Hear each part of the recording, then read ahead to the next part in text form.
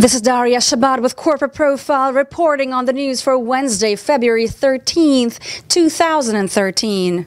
Today in the news, ancient Catholic prophecies predict that the next pope after Benedict XVI will be the last. Vladimir Putin brings Boyz II Men to Russia to up the birth rate, and that apparently is no joke. And President Obama confronted Congress in his State of the Union address. Ancient Catholic prophecies by a revered Irish bishop end with a chilling prediction that the next pope to be selected by the College of Cardinals to fill Benedict XVI's place will be the last pope. Saint Malachy, an archbishop of Armagh who died in 1148, left behind a list of 112 popes that has amazed many people with its remarkable accuracy. Malachy used a short phrase in Latin to describe each pope.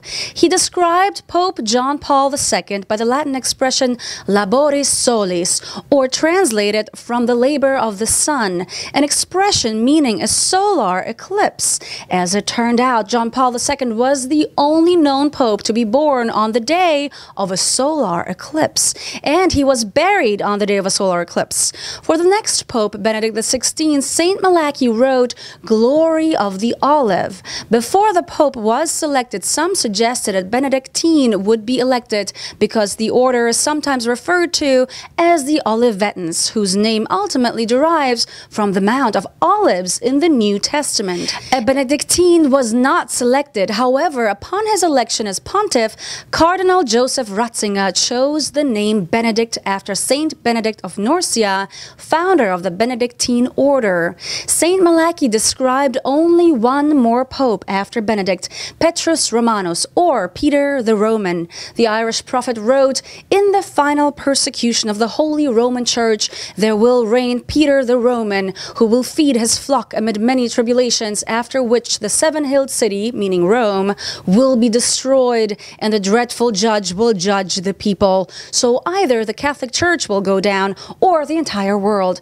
But first, let's see if his prophecy for the next pope will come true.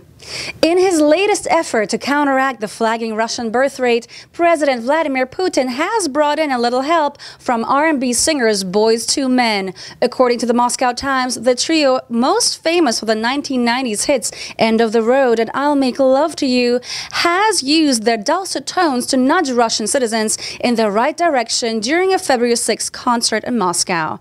Putin has been calling for Russians to participate in more family building, and in 2007, he started a program that gave women up to $9,000 for having another child. What do you guys out there think? Does Boyz II Men help you to get into the groove?